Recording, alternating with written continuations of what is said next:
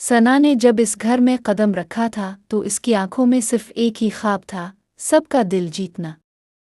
वो सुबह सबसे पहले उठती, घर को चमकाती और सबकी पसंद का खाना बनाती।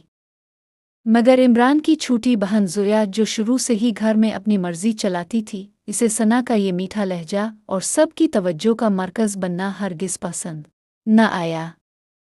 इसे लगता था कि सना के आने से इसकी हुक्मरानी ख़त्म हो गई है। ज़ोया ने हर गुज़रते दिन के साथ सना के ख़िलाफ़ नए नए जाल बनना शुरू किए।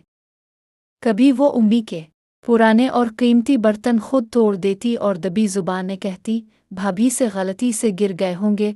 कभी वो इमरान के ज़रूरी कागजात कहीं छुपा देती ताकि इमरान गुस्से में सना पर चिल्ला उठे। एक दिन हद हो गई।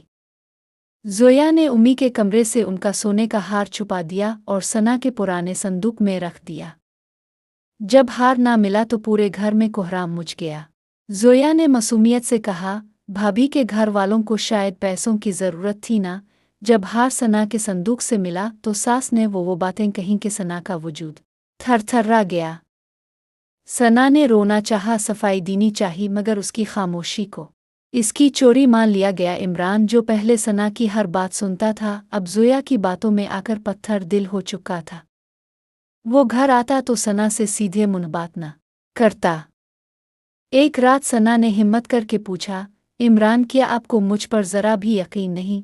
तो इमरान ने सर्दी से जवाब दिया, यकीन वही होता है जो नज़र आता है, और मुझे तुम्हारा लालच नज़र आ रहा है। सना इस रात अंधेरे कमरे में जाए नमाज पर गिरी और अल्लाह से इंसाफ की दुआ मांगती रही। कुछ महीनों बाद ज़ोया के लिए एक बहुत बड़े और अमीर घर से रिश्ता आया।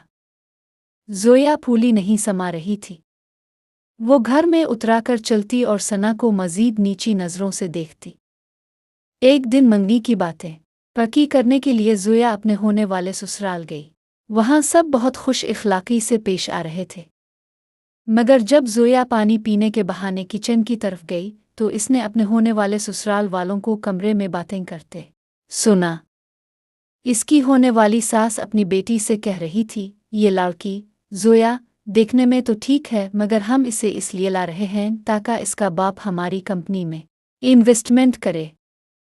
एक बार शादी हो जाए फिर हम इसे बताएंगे कि हमारी मर्जी के बगैर सांस कैसे ली जाती है। इसका सारा नखरा निकाल देंगे। ज़ोया के पांव तले से ज़मीन निकल गई। इसे हर वो लफ्ज़ याद आने लगा जो उसने सना के लिए कहा था।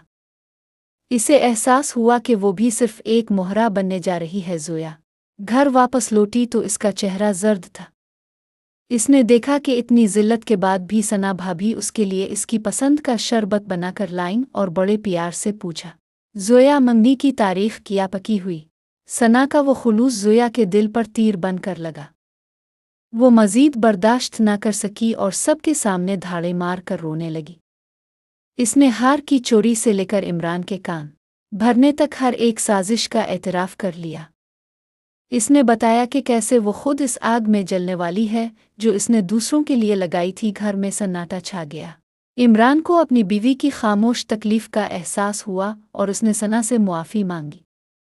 सास ने सना का माथा चूमा और अपनी बेटी को समझाया कि बेटी, जो दुख तुम आज महसूस कर रही हो वही तुमने इस घर की बहू को दिया था। ज़ोया ने वो रिश्ता ठुकरा दिया और तय किया कि वो पहले अपने किरदार को ठीक करेगी। घर का माहौल बदल गया। अब वहाँ साजिशें नहीं बल्कि एक दूसरे के लिए एहसास था, क्योंकि दिलों में जहर भरने से सिर्फ घर ही नहीं अपनी आखिरत भी तबाह होती है।